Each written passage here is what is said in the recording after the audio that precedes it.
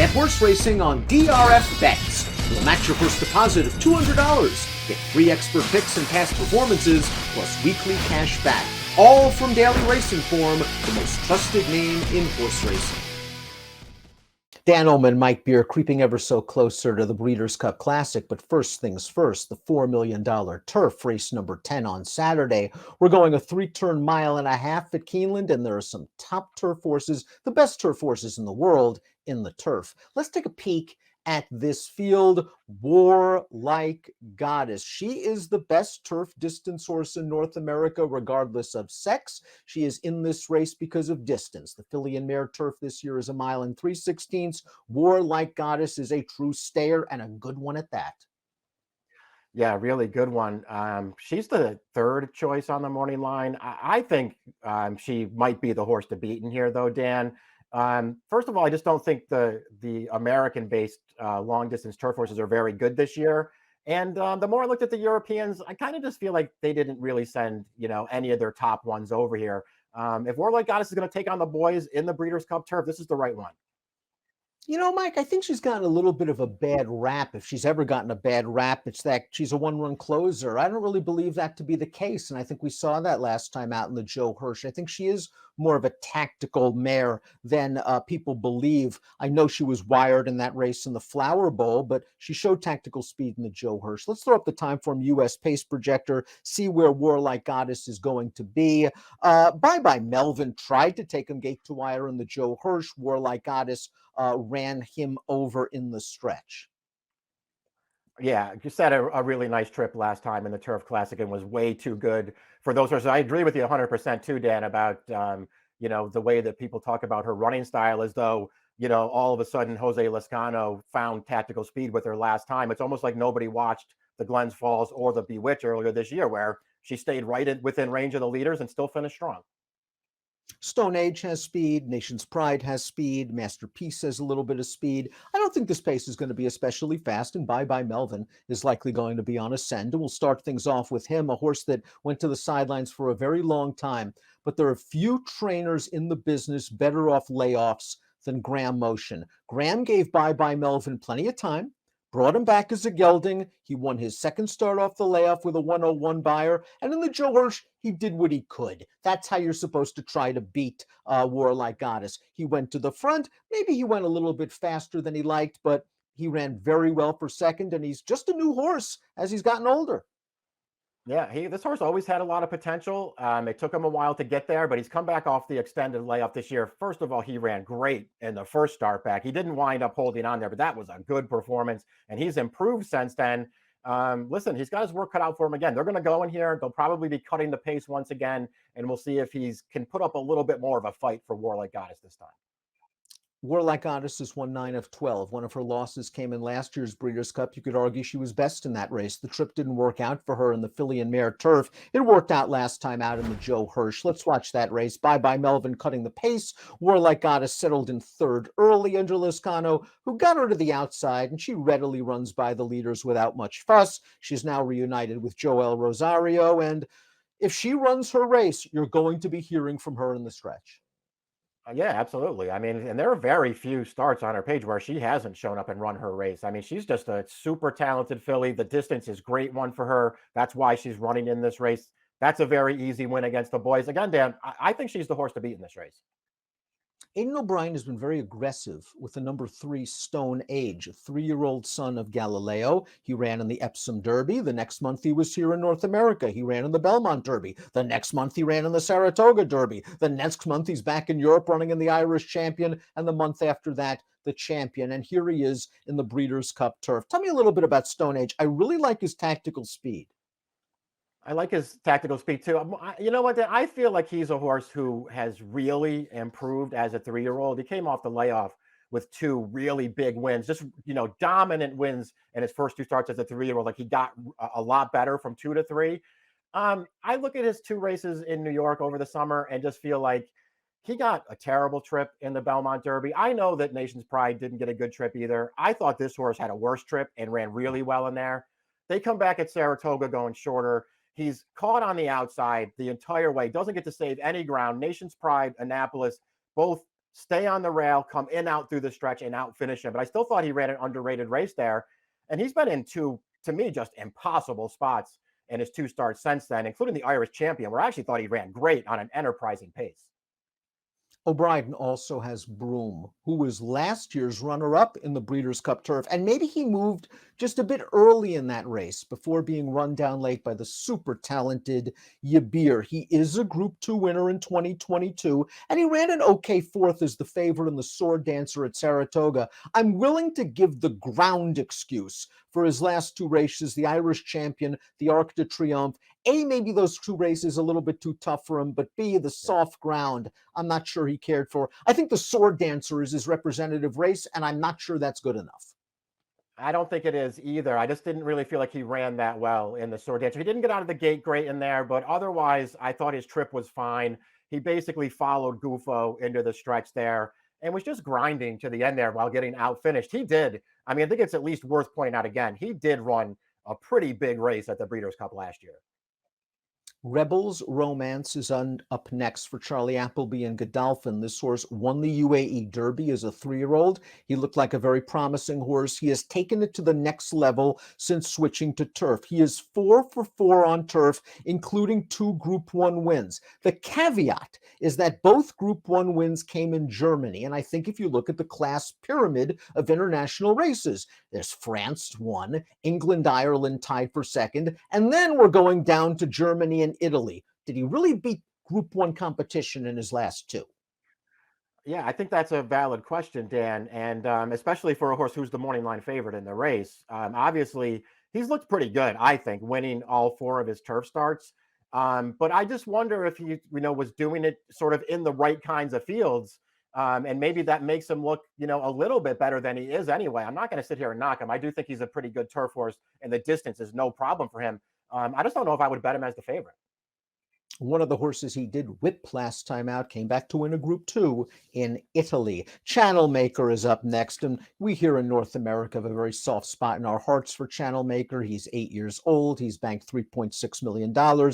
He seems to show up each and every time, and heck, he's a graded stakes winner over this distance at Keeneland this year. I'm just not sure in the form he's in right now he can beat this field, although I do expect him to be close to the pace.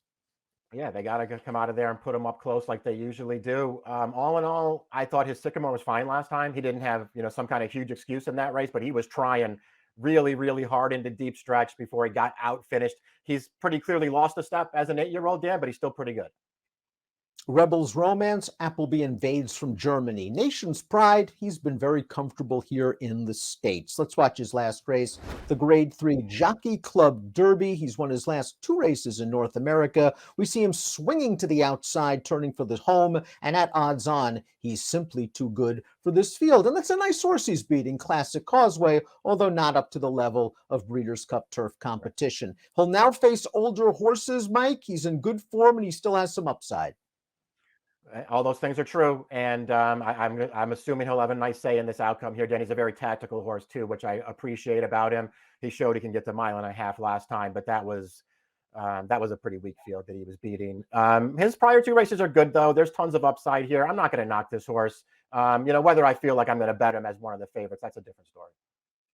Masterpiece is up next. He's won at Keeneland when he was trained by Chad Brown. He scored the Grade 2 Eddie Reed for trainer Michael McCarthy 2 starts back, going 1 1/8 miles from off the pace. They tried to stretch him back out in the Del Mar handicap with good results. He was second behind Gold Phoenix, who's also in this race. I still think we have to figure out exactly where the Southern California turf horses rate. This to me looks like a step up in class, but it looks like he's back into his best form. Yeah, I'll agree with that. His last 2 races are fine. I did think Gold Phoenix probably ran better than he did last time when they stretched him out to 11 furlongs, but he still ran a fine race. I wasn't a huge fan of his when he got over here for Chad. I don't think I've necessarily turned around on that opinion, but he's going to be a good price in this race. Gold Phoenix won the Del Mar Handicap, 2 starts back over Masterpiece. Then they cut him back slightly in distance in the John Henry, and he ran just fine again. A good third coming off of a solid pace. This is a horse that I think is a little bit more tactical than people believe. He can come from out of it. He can sit close. He's adaptable to any sort of pace situation. He's reunited with Pratt, who was aboard for the win in the Del Mar Handicap, 2 starts back, and is another horse with upside.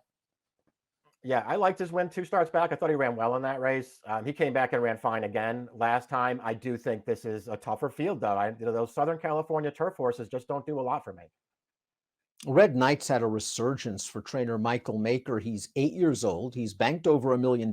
His first 2 starts with Maker resulted in stakes wins, including a very rich Grade 2 Turf Cup at Kentucky Downs. Now, last time out in the Sycamore, the local prep for the Breeders' Cup Turf, Highland Chief had a perfect trip to win this race. Red Knight didn't have as good of a trip. That's what I thought. He was racing on pretty gamely at the end of that race without, able to make a real impact. But I didn't really feel like anything went right for this horse early in there. And I didn't really want to hold that race against him. His first 2 starts for Maker, I like both of them. Mishriff's the most accomplished horse in this race. When you bank $15 million in your career, you can say that. He won the French Derby as a 3-year-old. He won the Saudi Cup and the Dubai Shima Classic and the Juddmonte International as a 4-year-old. The question is he in the same form as he was back then? His race 3 starts back in the Juddmonte International against one of the better European horses we've seen in recent years, Bye was certainly a step in the right direction. Where he made the lead was no match for Bye. He got very tired at the end of that race. I think you can make the ground excuse for the Irish champion in the Arc de Triomphe, certainly the latter, where he was just last and down on the rail and getting all that mud kicked in his face. Interesting that they put cheek pieces on, though, for that race. Now they come off, blinkers come on. Is it desperation? It might be. Listen, he clearly has the back races to be a handful in here. I personally don't like his recent form. Listen, I'll give him a pass for the Arc. I know it was soft ground 2 starts back in the Irish champion.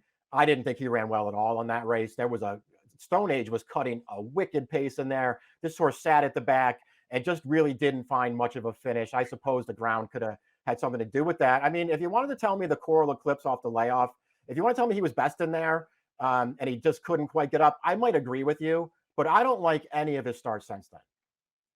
I wonder if he just turned soured after the Bye race, because he tried very hard. And you watch the last 100 yards of that race, and he is stopping very badly behind Bye. But he is a talented horse, and you must respect these connections. Nautilus is up next. This is a Group 1 winner in Brazil. One of the horses he beat in that day, way back in June, did come back to win another Group 1, but he's going to have to do this off of a layoff. It seems he prefers a little bit of give in the ground, and we've seen these South American horses. We're just not sure where they rate in terms of international competition. He's going to be a big price. Going to be a big price for a really good trainer, and he is coming off of what I guess you would have to say is the best race of his career again, but nothing he did prior to that makes me feel like he's going to be competitive in here. Highland Chief is up next. He won the Grade 1 Man of War back in May at Belmont, going 1 mile 3/8, and he scored the Sycamore over this course, but with a beautiful trip and ride from the great John Velasquez. He's saving ground in behind. Whoa, there's a hole that opens up on the inside. Johnny V is going to avail himself of this opportunity. Highland Chief does the rest. Good luck to Johnny V. He's the best in my opinion, but boy, good luck to him getting this kind of trip from this post. I don't think he's going to be able to do that. And it feels like the trip made all the difference here, Dan. Not that he didn't run a fine race. You're going to see a very bunched up finish, though, behind Highland Chief from some horses who didn't have it as good as he did. I'm a fan of this horse. He's run nothing, in my opinion, basically nothing but good races since he's gotten here. But there's a lot working against him now. Full field of 13 and a quality running of the Breeders' Cup Turf. Let's take a look at our top picks for this race. I'm going with Warlike Goddess. I like the way she ran them down in the Joe Hirsch. She shows up every time. And I have questions enough about the shorter priced European-based horses and some of the 3-year-olds that I think she just might be the best one. I like your opinion of Stone Age. I respect everything you said about the trips he's had in some of his races, and he's going to get the jump on Warlike Goddess turning into the stretch.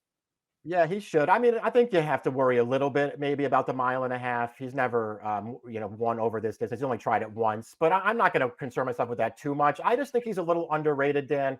I think Warlike Goddess is clearly the horse to beat. I also kind of felt like she would be favored, but if she's not, and the morning line is right, I don't think it's a very tough call to take her in here. 3257 for Mike, 25113 for me. It's the Breeders' Cup Turf. The Breeders' Cup Classic is up next.